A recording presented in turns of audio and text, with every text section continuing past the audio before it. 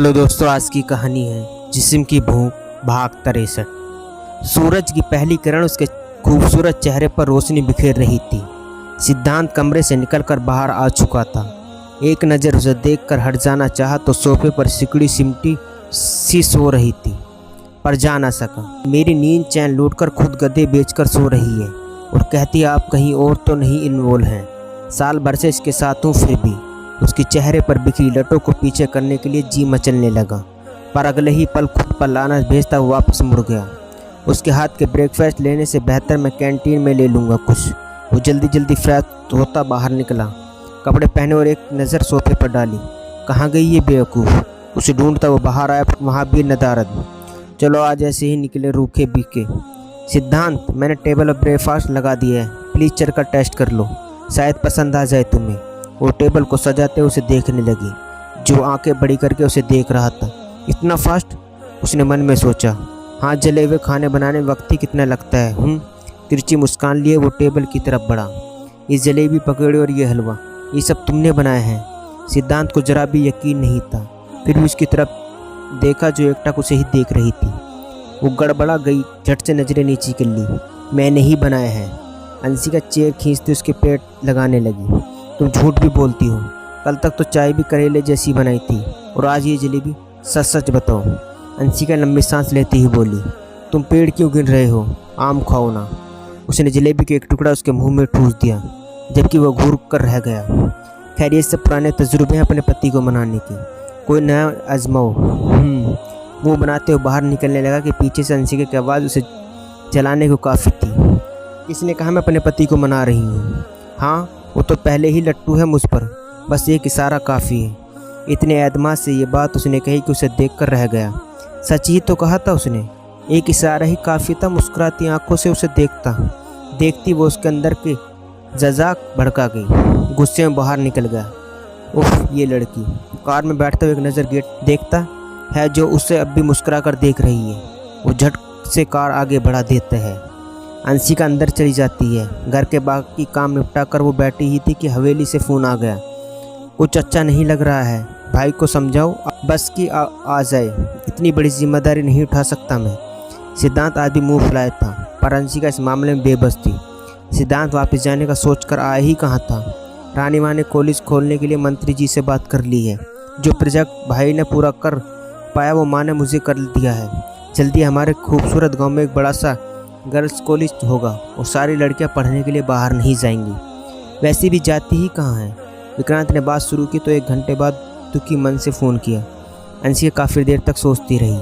रानी माँ में आया ये बदलाव का कारण तो उसे नहीं पता था, पर इतना ज़रूर वो जान गई थी कि जल्दीबाजी में किए गए उसके फैसले से खुद भी अब खुश नहीं थी। सिद्धांत को ही चौधरी की पगड़ी पहनने का सपना था और उसे अब भी यकीन था कि ये ताज सिद्धांत के सिर ही जाएगा। उसे हवेली की बुरी तरह याद आ रही थी। इतने सारे लोगों के बीच में रहने के बाद वह अकेलापन उसे बिल्कुल भी नहीं भा रहा था। अभी भी बैठी थी कि डोरबेल की आवाज़ से वो वर्तमान में आई। वो उठी और दरवाजे खोलने लगी। अनामिका, तुम? अंशिका के होश उड़ गए। अनामिका से उसने कहा, कभी बात नहीं किया है कि न है उससे मिली। 1-2 बार घर में देखा था उसे, पर यहाँ आने की वजह? अंदर आने को नहीं कहोगी? अनामिका अपने बच्चे को गोद में लिए खड़ी थी। अंशिका साइड हो गई। अंदर सोफे पर बैठने के बाद वो उसके लिए पानी लेकर लाने चली गई। दिल दिमाग में उसके आने के कारण उलझाई दे रहा था। पानी पीने के बाद वो खामोशी से इस घर का जायज़ा ले रही थी। अंशिका के मन में उठ रहे सवालों पर उसे अभी अंदाज़ा था। सोच रही हो क्यों आई हूँ ना मैं यहाँ। तुम्हारी ज़िंदगी को किस तरह तकलीफ़ों से भरकर मैंने खुद को अरमानों को पूरा करने में साजिश रची, पर यकीन मानो उस लम्हे के बाद मेरी ज़िंदगी का एक भी पल कभी भी अच्छा नहीं रहा। कभी भी मैं सुकून से ना पा सकी।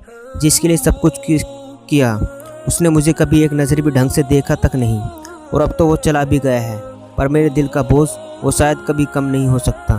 तुम्हारी मुजरिम हूँ मैं, और भगवान ने जो सज़ा मुझे दी इससे बड़ी सज़ा किसी को शायद ही मिली होगी। बेटे को नॉर्मल ज़िंदगी देने की जिद्दोजहद में खुद को सवार कर रही हूँ। अनामिका अंत में भावुक हो गई। इतनी लंबी चौड़ी तहरीर सुनने के बाद अंशिका खामोशी से देखती रही। एक लंबी सांस लेते हुए उसके करीब चली आई। क्या तुम यहाँ इसलिए आई हो कि अपने किए पर तुम्हें पछतावा है और मैं तुम्हें माफ़ कर दूँ? अंशिका ने उसके चेहरे को नज़र हटाते हुए कहा। उसे देखने के बाद उसे वो रात भी याद आई जो उसकी ज़िंदगी को झकझोर गई थी। काश मैं तुमसे माफ़ी मांग सकने की योग्यता होती। अनामिका की नज़रें झुक गई और अंशिका कुछ न बोल सकी, बस उसके बच्चे को देखने लगी। उसके चेहरे से वो समझ गई थी कि ये निमेश का ही बेटा है, पर वो नॉर्मल नहीं था। पर यह बात कोई भी कह सकता था, इसलिए वो उसके अपने गोद में लेने को मचल गई। हाथ बढ़ाए वो अपनी दुनिया में मगन था। वो स्पेशल चाइल्ड है अंशिका।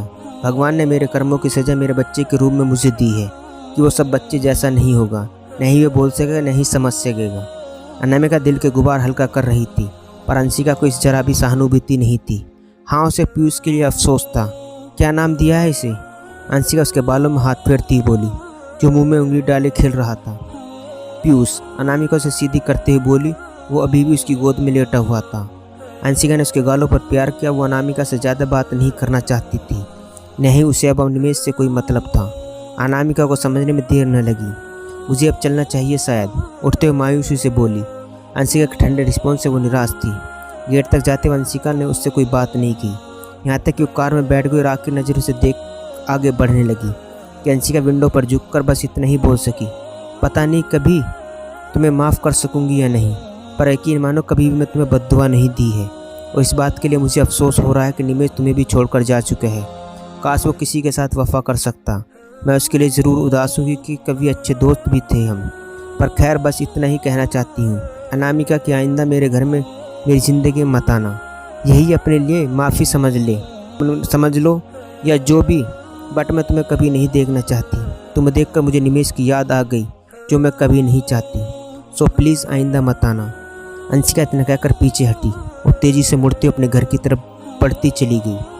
अनामिका के दिल पर एक बोझ लिए उसे देखते रही। आंसू लौटकर उसे गालों पर बह रहे थे। अनामिका के आंसू पसेमाने के थे और अंशिका के इत्मीनान के, पर आंसू दोनों के ही आंखों से बह रहे थे।